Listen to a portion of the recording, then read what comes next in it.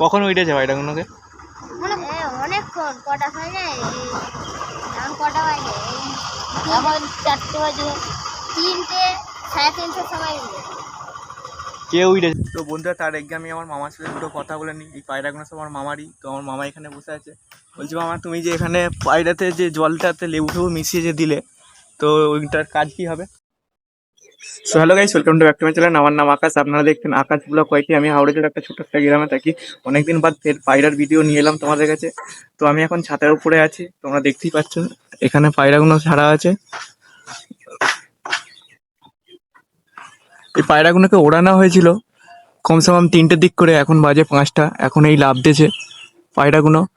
তোমাদেরকে আরেকটা জিনিস দেখাবো, যেটা আরেকটা লক করা হয়েছে, যার কারণে এখানে বাচ্চাগুলো থাকে। তো বাচ্চাগুলোকে এরা ঠোংরায় অনেক মারপিট হয়, সেই জন্য তো বাচ্চাগুলোকে নিচে করে দেওয়া হবে, তার জন্য একটা লক বানানো হয়েছে। সেই লকটা তোমাদেরকে দেখাবো, চলো দেখানো যাক।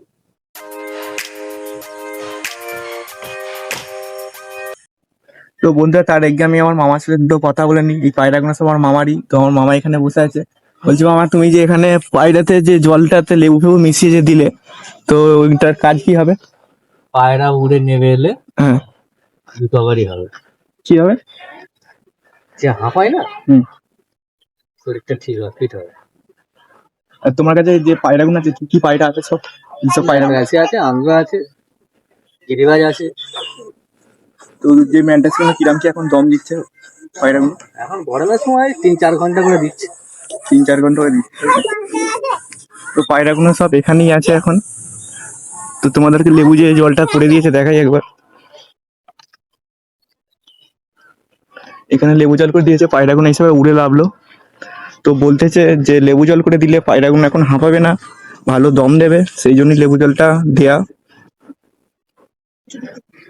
তো বন্ধুরা, যে লকটা করেছে সেই লকটাই তোমাদেরকে দেখাবো, চলো দেখানো যাক। পায়রাগুলো সব এখানে আছে, লকটা নিচে করা হয়েছে, তো নিচে যেয়ে দেখাবো।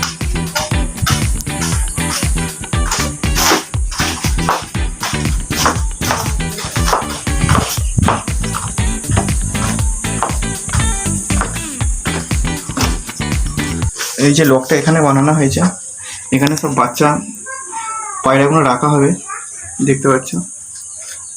তো ভিডিওটা এখানেই শেষ করে দিচ্ছি। তো পরবর্তী নেক্সট কোনো অন্য কোনো ভিডিওতে দেখা হবে, চলো বাই।